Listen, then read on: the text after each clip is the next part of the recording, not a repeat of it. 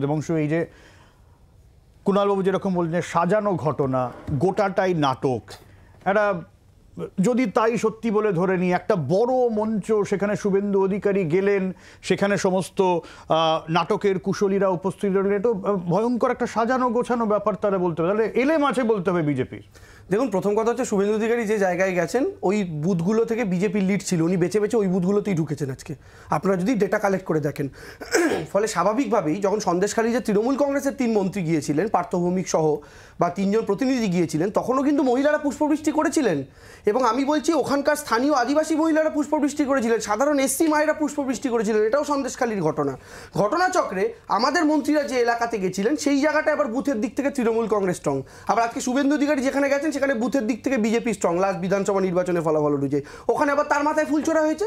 তো স্বাভাবিকভাবে এই কারণেই বলা হচ্ছে সাজানো ঘটনা। বিজেপির নেতা বিষয়টা তো ফুল ছোড়াছুড়ির মতন এত ক্লিশে বিষয় নয়, না একদম না। শুভেন্দু অধিকারী আজকে ওখানে যে গিয়েছেন, আমার কথা হচ্ছে দেখুন, আমরা দুরকম মানুষ দেখতে পাচ্ছি।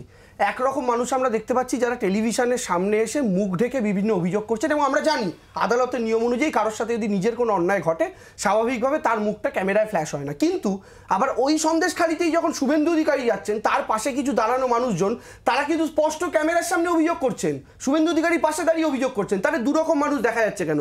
একদল মানুষ মুখ ঢেকে অভিযোগ করছেন, একদল মানুষ মুখ খুলে অভিযোগ করছেন। যারা মুখ খুলে অভিযোগ করছেন তারা কিন্তু প্রধানত জমি জমা সংক্রান্ত বিষয়গুলো নিয়ে আলোচনা করছেন, 1 নম্বর কথা।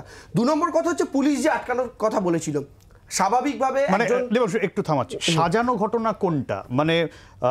যৌন নিগ্রহের যে অভিযোগ উঠেছে সেইটা, না জমি জমা সংক্রান্ত অভিযোগের মধ্যে পড়ে যাচ্ছে? দেখুন, 1-2 জনের সাথে যে অন্যায় হয়নি বা হতে পারে না আমরা এই কথা বলছি না, কিন্তু মাস লেভেলে যে ব্যাপারটা ছড়ানো হচ্ছে, এবং আপনি ম্যাক্সিমাম লোকেরই যদি কথা শোনেন, কেউ কিন্তু বলছেন না যে নির্যাতনটা আমার সাথে হয়েছে। হ্যাঁ, আমাকে পার্টি অফিসে যেতে হয়েছে, আমাকে পিঠে বানাতে হয়েছে, এই কথাটা সবাই বলেছেন, কিন্তু ব্যক্তিগতভাবে নির্যাতিত আমি হয়েছি। প্রত্যেকে বলছেন ও হয়েছে, ও হয়েছে।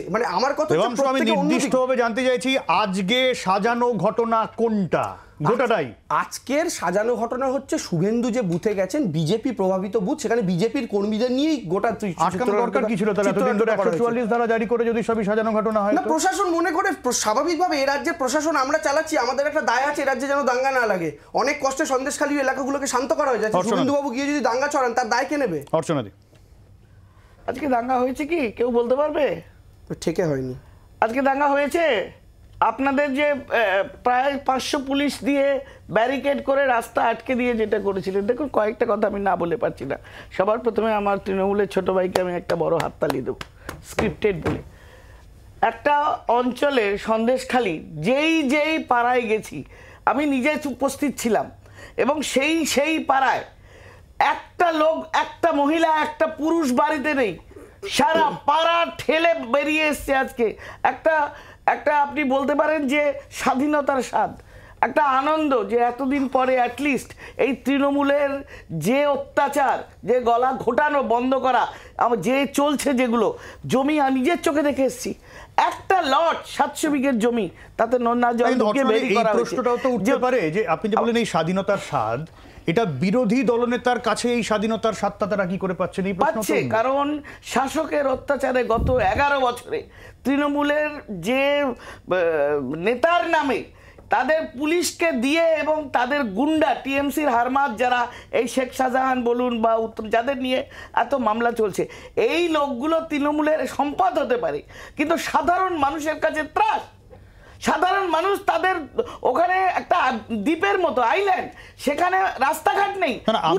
আমি নির্দিষ্টভাবে যে প্রশ্নটা করছি, এই যে আজ শুভেন্দু অধিকারী গেলেন, আমরা দেখলাম তার রীতিমতো পায়ে পড়ে কান্নাকাটি করছেন সবাই, তাকে জড়িয়ে ধরে কান্নাকাটি করছেন তিনি চোখে। আমি বলতে চাইছি যে শুভেন্দু অধিকারী বা রাজ্যের বিরোধী দলনেতা এই বিশ্বাসযোগ্যতার জায়গায় চলে গেলেন কি করে, এই ভরসার জায়গায় চলে গেলেন কি করে ওই সমস্ত মানুষের কাছে?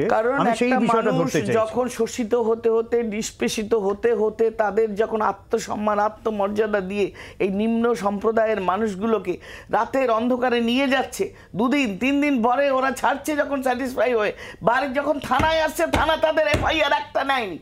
আজ পর্যন্ত দেখাতে পারবেন না সন্দেশখালী থানা, নাজার থানা, বসিরহাট থানা একটা মহিলার একটা কমপ্লেইন লজ করেছে। আপনি বলুন, আপনি আমাকে শুধু একটা লাইন বলতে দিন, আমি সব কথা ছেড়ে দিলাম। পুরো সন্দেশখালী গ্রামের প্রায় 3 লক্ষ মানুষ, এই মানুষগুলোর কারু না কারুর সঙ্গে কিছু না কিছু হয়েছে, কেউ না কেউ থানায় গেছে, ডে টু ডে যেমন যায়। এই গ্রামে গত 11 বছরে একটা মহিলার একটা কমপ্লেইন কোন থানায় এফআইআর করে দেখাতে পারবে না। তার মানে আপনি বলতে চাইছেন আরেকটা তালি মারা কথা, সেটা যে রাত্রি 12টা-1টার সময় আমার ভাই যারা সুন্দর দেখতে, যাদের বডির শেপ ভালো, যাদের বয়স কম, তাদের পার্টি অফিসে নাকি ডেকে পাঠানো তো পিঠে বানানোর জন্য। আর কি বলবেন, দেবাংশুর বাড়িতে মা বোনরা আছে, আমি আর বেশি কিছু বলতে চাই না।